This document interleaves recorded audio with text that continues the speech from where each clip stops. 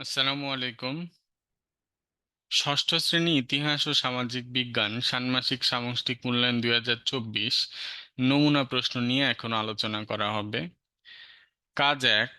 এ পর্যায়ে শামীমা বলল, আচ্ছা, এবার বুঝেছি কেন আমাদের শ্রেণীকক্ষে দিনের শুরুতে, বিদ্যালয়ে ঢোকার সময়, টিফিনের সময়, ছুটির সময় সহ বিভিন্ন সময়ে মাঝে মাঝে বিশৃঙ্খলা সৃষ্টি হয়।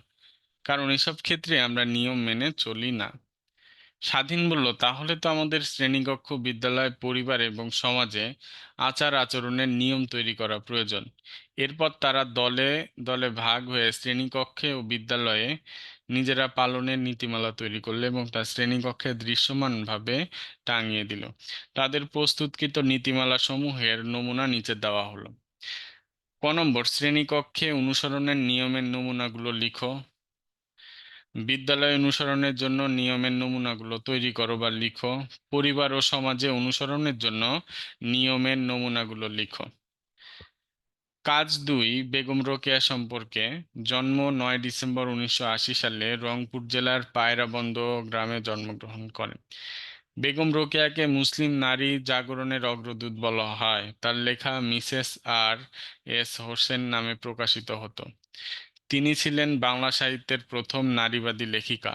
তার লেখার প্রধান উদ্দেশ্য ছিল নারীদের কুসংস্কার মুক্ত ও শিক্ষিত করা।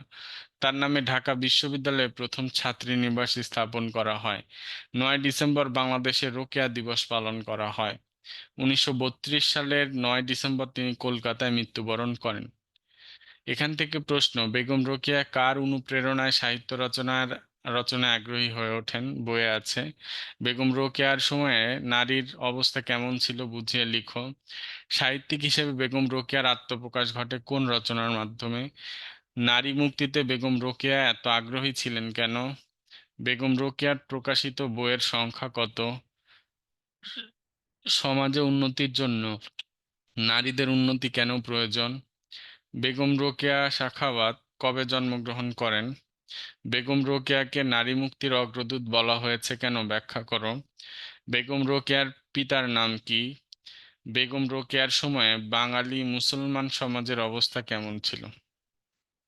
কাজ 3, ক্লাসের শিক্ষক খুশি আপা তাদের আরো কিছু ছবি দেখালেন, শিক্ষার্থীদের কিছু ছবি দেখালেন। এটা পদ্মা নদী, এটাও পদ্মা নদী। তারপরে ঢাকার পরিবহন, এটাও ঢাকার পরিবহন। এই সব ছবির মধ্যে কোনো অমিল রয়েছে কি? এগুলো কি কোনো নির্দিষ্ট একটি বিষয়ের সাথে সম্পর্কযুক্ত?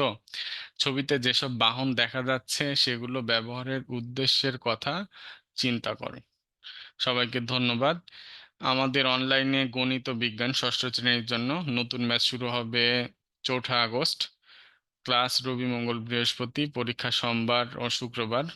সময় সন্ধ্যা 6টা থেকে। মাসিক বেতন 600 টাকা। সপ্তাহে 3 দিন ক্লাস, 2 দিন পরীক্ষা। ভর্তি হতে যোগাযোগ করো এই নাম্বারে। আর হ্যাঁ, এটা আমাদের নমুনা প্রশ্ন, কেউ আসল প্রশ্ন বা পরীক্ষার প্রশ্ন ভেবে ভুল করবে না। আমাদের উদ্দেশ্য, আমরা চেষ্টা করেছি পরীক্ষার আগে নমুনা প্রশ্ন দিতে, যাতে একটা তোমাদের ধারণা আসে। অনেকেই কমেন্টে লেখো যে এটা ভুল প্রশ্ন, ভুয়া প্রশ্ন, বা আমাদের থাম্বনেইলে লেখা থাকে যে এটা নমুনা প্রশ্ন, টাইটেলে লেখা থাকে। তো তোমরা যারা দেখো, তোমরা একটু বুঝে শুনে কমেন্ট করবে। ধন্যবাদ সবাইকে।